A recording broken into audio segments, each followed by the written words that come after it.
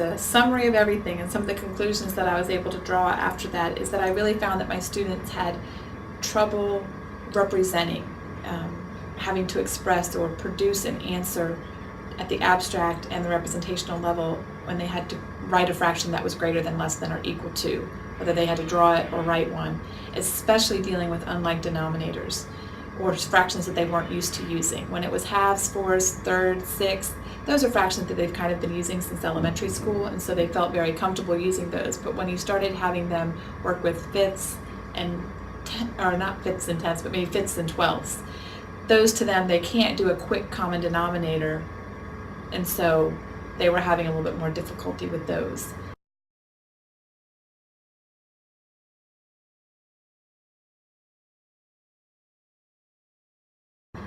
And then I also found that, especially at the representational level, they didn't always show exactly what a fraction was, and I kind of found out that maybe my students don't really know what it means to have a fraction, and that all the little pieces should be the same size, and that when they're comparing two fractions, hey, the two drawings that I create, the two strips that I draw, the two circles that I draw kind of need to be the same size if I want to be able to compare the areas.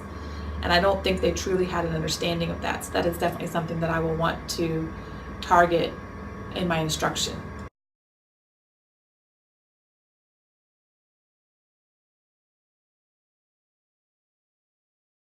I also noticed that my students sometimes confuse the greater than, less than, and equal, well, not the equal to sign, but the greater than and less than signs. Sometimes I think that maybe the students knew which one was bigger because of some of the notes that I could see off to the side, but they put the wrong symbol in there.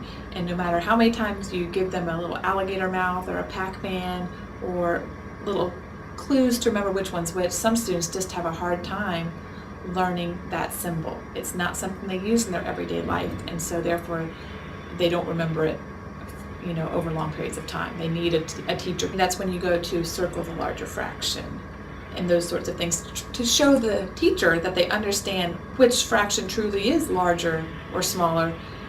But I personally would still want them to try to understand that symbol eventually. But I do, for assessment purposes, I want to know whether or not they understand the concept of a greater than, less than fraction, not the symbol here.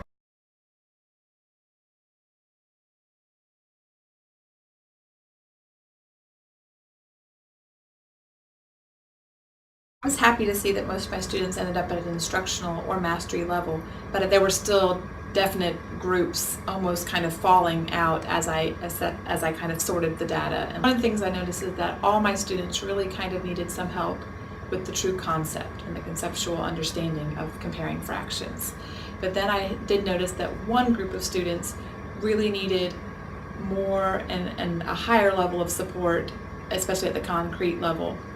And then there was another group of students who was a little bit more independent, but they showed some more mastery that they could do that concrete on their own, but to really help enforce that concept rather than just the procedure. And then my final group, which was a group that was pretty much independent, they kind of had it. I really had them working with almost no help from me pretty much to go kind of further and extend it into the representational and drawing fractions.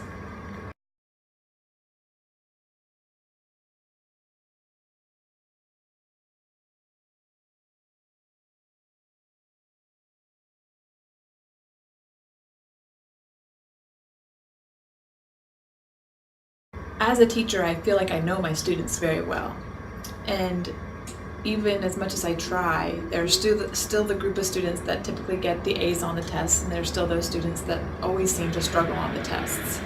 But especially with this assessment, you always have that one or two kids that are going to surprise you, and I had some students who are pretty low performers in class actually show a lot of mastery at some of these levels, and they ended up getting put into the group that needed the least amount of support.